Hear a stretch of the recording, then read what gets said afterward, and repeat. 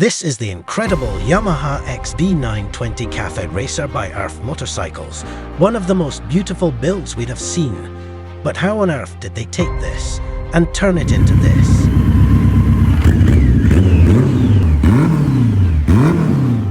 Well, racers, start your engines and let's find out. Based in the quaint Slovak town of Starotura, Earth Motorcycles is one of those lesser-known custom bike workshops that could easily hang with the big boys. The firm is a two-man endeavour run by Vlado Dinga and Alice Tomis, with the former being its founder and primary decision-maker. We've already witnessed what these two are able to pull off, and calling their projects impressive would be a bit of an understatement.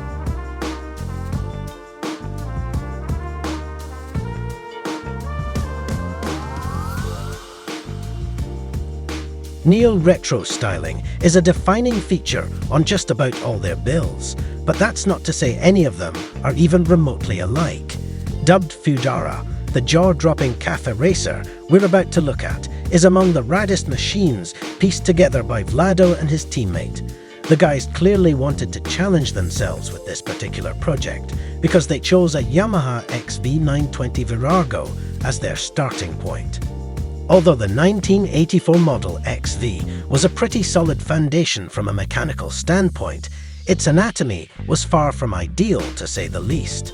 The Earth Motorcycles duo had a lot of tweaking to do before the old Yamaha could look the way it does today, and the first step involved deleting a large chunk of its factory paraphernalia. Of course, that included all the stock bodywork once worn by the bulky Virago.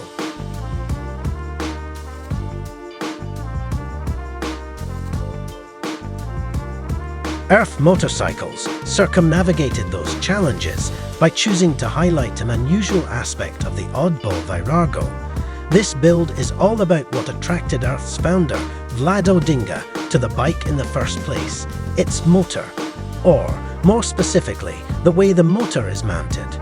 Obsessed with the idea of a V-twin engine mounted from above, giving it a somewhat levitating feel, Vladimir decided on a Yamaha XB920 Virago as a donor bike. Set on building a Caferacer, but also wanting to steer clear of typical Caferacer designs, he decided to cover the Virago in wispish bodywork that would accentuate its stonking V-twin nil. Taking the svelte bodywork from concept to reality was no walk in the park, though. The guys wanted to use a production method that they could replicate, so they experimented with milling, casting, and 3D printing the body. In the end, they settled on good old-fashioned fiberglass, using a positive wood mold to create the final negative fiberglass mold. That negative mold was then used to lay up the gorgeously sculpted one-piece body. It might not hold a lot of fuel or offer a lot of seating space, but it sure looks incredible.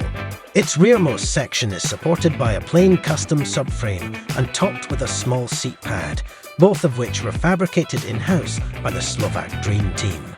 The saddle doesn't offer much in the way of comfort, but it does excel at keeping the bike's silhouette as clean as possible. Further ahead, a flush-mounted filler cab has been installed to serve a similar purpose, and the result is sensational. On the performance front, the Yami was blessed with a complete overhaul of its V-twin power plant before gaining some fresh breathing equipment at both ends of the combustion cycle. Air flows in through a K and N pod filter, but the exhaust side of things is even more enticing. There are other slick details throughout the bike, like the way Earth has mounted a beefy K and N filter directly to the in-frame airbox. Vlado took another brave decision by retaining the Virago wheels instead of swapping them for something a little less 80s. During design research, he says, I came across dozens of modified XVs, but none of them used the original alloy wheels, except for some light modifications, naturally. But to me, the wheels had something unique in their structure and design. In the end, Vlado realized that the only thing he didn't like about the stock wheels was the inner ridges that ran between all of the spokes, so the guys milled those out, then finished the wheels in black with red accents. The rims were enveloped in Metzeler rubber fore and aft, packing plenty of grip as well as great looks. Even the drag-style exhaust system has a rationale behind it. It's designed to juxtapose the curved nature of the bodywork with a philosophy of the bodywork being the sky and the exhaust being the earth. The pipes became a central visual element of the bike and gave the bike its name, Fujara.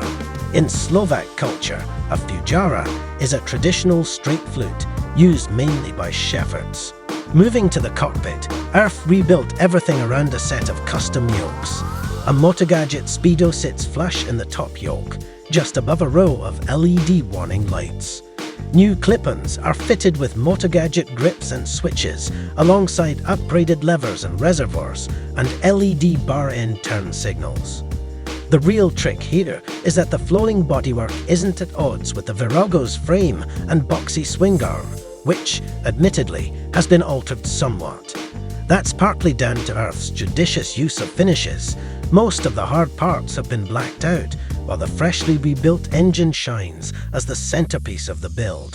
The monocoque tire's undulating lines are meant to represent the wind, while the straight exhaust system symbolizes the earth. Lastly, Fujara received a coat of black paint on items like the wheels, bodywork, and swing arm, along with snazzy red accents in various places. A nice bit of bare metal also makes an appearance, most notably on the specimen's engine covers. All things considered, the Slovaks really outdid themselves on this project in more than one way.